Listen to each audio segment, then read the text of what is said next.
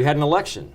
We survived. Just barely. I need a nap. And nothing changed, but everything changed. Barack Obama won, and it turns out there was an Obama coalition. It's remarkably like the 2008 Obama coalition. Bill Schneider and I were just discussing this. What do you think it looks like? I mean, what's amazing is if you went, the days leading up to the election, you had all these conservatives who were dead set certain that Romney was going to win by a landslide. And their main conjecture was this coalition that Obama went into 2008 with, young voters, Hispanics, women, upscale whites, et cetera, wouldn't hold. They were all just in love with this guy, but it wasn't a real thing. And then lo and behold, they wake up Wednesday morning and they're like, wow, there really is a durable Clinton shifted things to the left. Obama has now kind of created something left over from Bill Clinton, and it's demographically, it's a real concern to the Republican Party. But it's I don't know yet if it's an Obama coalition or a Democratic coalition. Could somebody other than Obama hold this together? And if, by the way, if there were a Republican like Jeb Bush, could he bust it apart in a minute? Well, that's a really good point. I mean, I was talking to a Republican yesterday about how concerned are you that Hispanics are going so heavily towards Obama and they're the wave of the future. That's the growing part of the population. He was saying, well, I don't think that's necessarily an enduring thing because George Bush got 44% of the Latinos, Ronald Reagan, and his conclusion was those were the last two presidents who proposed immigration reform. He's right. Yeah. Well, it certainly changed. I think it really shakes up the question on immigration reform. I was talking to Tom Downey, a former Democratic congressman from Connecticut who's a lobbyist, and he predicted immigration reform through Congress in the next 6 months.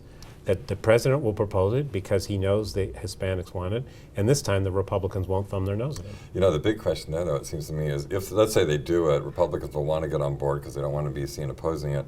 Obama then and the Democrats might get credit for the ones who push it through. But if the problem is solved and goes away, that is a problem for the Democrats in the end because it's been totally. And by the way, that Marco Rubio was trying to scream that to every Republican in the country all summer long, and they didn't listen to it. But you mean if you solve it, then if you take it off the table, the concern is, and I did a story a couple of months ago in North Carolina about this, sort of talking to a lot of Hispanics, who say it's the irritants that push me away from the Republican Party. Otherwise, if I look at what the Republican Party is, it aligns a lot with my values, and a lot of Hispanics would go over to that. Right. I talked to Newt Gingrich this week, and he said, probably correctly, look, if Hispanics and even some other ethnic groups, as Asians, for example, voted their economic interests, and this is his view of their economic interests, but it's a valid point, the Republicans would be a 65% majority party because we have such a solid base and no ethnic minorities on top of it. If we just get some of those people, we're a majority party for a long time to come. He might be right. He might be. Yeah, I mean, you might say even kind of almost perversely that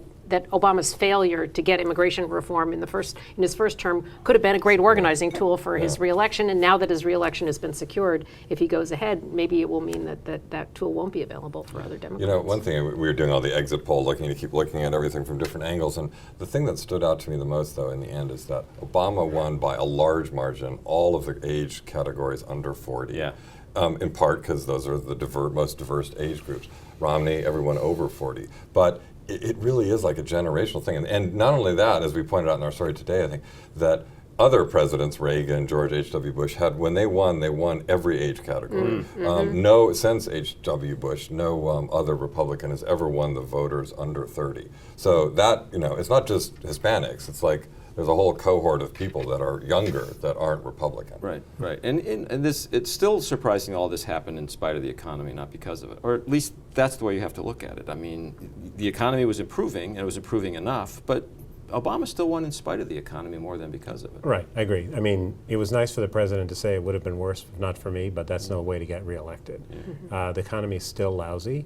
It's gotten a little better, and it was probably better for him that it was feeling a little better. If people were inclined to vote for him, I think that probably helped them. But yeah, I think that was one of Romney's calculations, that the economy would prevail. The exit poll number that jumped off, it still sticks in my mind, that jumped off Tuesday night and still sticks in my mind is, who do you think is more responsible for the economic problems? Barack Obama or George W. Bush? It's still George W. Bush in the majority. Right. I mean, you got to say that if that was a key part of Obama's campaign to shift the focus, to shift the blame, he accomplished that. Yeah. But this whole thing, of course, has set off this great round of recriminations among Republicans about why this could happen. You have a president with this lousy economy running for re-election. Why didn't they beat him? And it's a big question in my mind whether they're going to focus on what their party's about or all these external things like, oh, it was the hurricane who interrupted Romney's momentum, or it was Which, Romney by the way, is making not true. The hurricane, Right. the momentum had stopped just before the hurricane hit.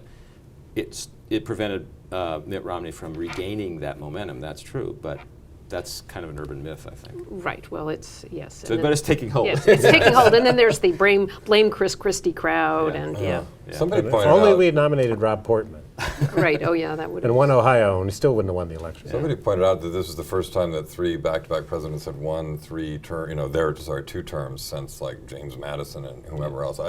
And I wonder if we're in kind of like an age where incumbency just matters more than it used to. Actually, that seems like it kind of runs counter to what's been happening on the congressional level. I Is know. that we've had I know. 3 wave elections where you go back and forth and back and forth. I don't know. Maybe presidential incumbency matters more than. I think than it that's is at the right. I incumbents. think people want to they want to Yeah, think they that's made right, the yeah. right decision 4 years ago, so they want to validate that by giving them another chance or a second chance or a further chance. But that's a presidential election. The other thing, though, that strikes me about second terms is that they're really kind of hard. It's Unlike the first term? That's true. Right. But that's a good point because so the first thing that happens is all the people you brought in, the best and brightest people you could find in the entire country, they all leave in the second term, and so you're down to people who you don't know as well. The second best and brightest. Well, maybe, or one hopes. And there's a lot of restacking the administration that's going to happen. Now, starting with Treasury Secretary. Right. I mean, Tim Geithner's pretty much said, I'm out of here. He's going to stay through the fiscal cliff negotiations and then leave. We don't really know who's going to take his place. Jack Lew, the White House Chief of Staff, is one possibility. Larry Fink, the head of BlackRock, a money management firm in New York, is another. Erskine Bowles' name pops up, the former Clinton Chief of Staff, co-chairman of a deficit reduction panel.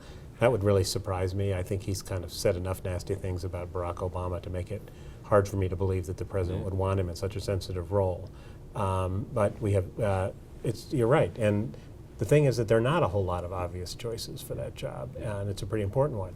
I think you know better than I, but we're going to see who's going to replace Hillary Clinton in the state, probably. Right, and we were talking earlier. There's a logical candidate who may be a problematic candidate. Well, I mean, everyone points to John Kerry. He is Senator from Massachusetts. Right. Yeah. And the interesting thing there, we all saw what happened when Ted Kennedy died, and then they had to have an automatic recall, not a recall, but an automatic election then, and now we've just had another one.